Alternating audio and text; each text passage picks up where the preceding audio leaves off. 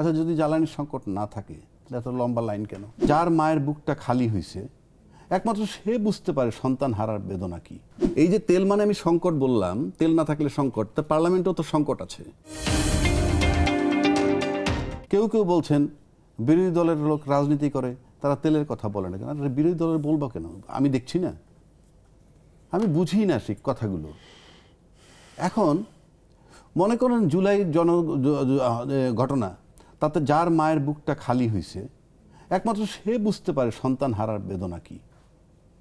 কিন্তু আমি নিশ্চিত করে বলে দিচ্ছি, যারা ক্ষমতায় আসে আহরণ করছেন তাদের কোনো সন্তান বা নাতি এইভাবে মারা যায়নি। এটা বুঝাইতে চাচ্ছি এই জন্য, ব্যথাটা আপনাকে ফিল করার জন্য ভিকটিম অফ দ্য সিচুয়েশন যদি না হন তাহলে এটা বুঝবেন না। এত বড় তেলের সংকট, কিন্তু যারা মুভ করতেছেন, পার্লামেন্টে যাচ্ছেন আসতেছেন, তারা যে সমস্ত গাড়িতে চলেন তাদের গাড়ি কিন্তু লিটারে 4-5 কিলোমিটার যায়, 4 কিলোমিটার যায়, জ্যাম পড়লে 3 কিলোমিটার যায়। যারা বড় বড় প্রাডো ব্যবহার করেন তাদের তো কোনো সংকট নেই। আপনি দেশে যদি 300 প্লেট ভাত থাকে তাহলে 300 এমপি পাবে, কমায় আনেন। যদি 40 প্লেট থাকে মন্ত্রী পরিষদ পাবে, আরও কমায় আনেন। যদি 3 প্লেট থাকে প্রধানমন্ত্রী সবার আগে পাবেন। বিষয়গুলো কিন্তু এইভাবে। তাহলে তো প্রান্তিক মানুষের প্লেটে ভাত, আপনি প্রান্তিক মানুষের খোঁজ নিয়ে দেখেন, কারণ হচ্ছে যে 8 ঘন্টা 10 ঘন্টা লোডশেডিং চলছে। এটা কি আপনি জানেন?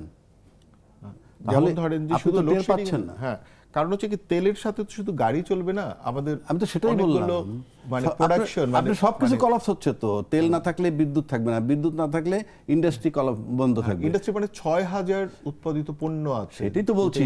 আর সহজ ভাষায় ইন্ডাস্ট্রি বন্ধ হবে। ইন্ডাস্ট্রি বন্ধ হলে শ্রমিক বেকার হবে, শ্রমিক বেকার হলে তারা মাঠে নামবে। আর এই যে ফ্রাস্ট্রেশন, এটাকে ক্যাশ করবে সরকার বিরোধী। সরকার নিয়ে ইনডোরে কি করছেন? এই তেল মানে যে তুমি সংকট বলছি, ইনডোরে মানে হাউসে, পার্লামেন্ট হাউসে কি করছেন আপনি? পার্লামেন্ট হাউসে তো সংকট ক্রিয়েট করছেন।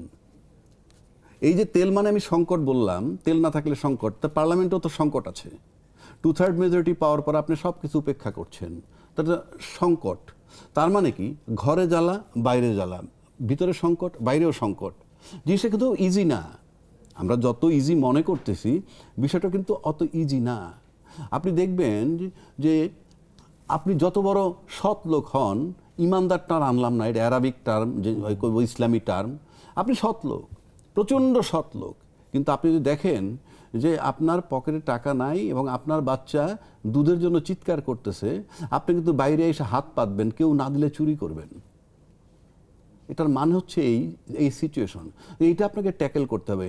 আপনার যদি মানে চট করে বলে ফেলেন বিশ্বে দাম বেড়েছে, ভালো কথা, বিশ্বে দাম বেড়েছে, সেটা তো আমি দেখবো না। কারণ এই যে অনেক সন্তান যখন বাবাকে বলে, বাবার ক্যাপাসিটির বাইরে, বাবা কিন্তু আপ্রাণ চেষ্টা করে, আমি কিন্তু চেষ্টা দেখছি না।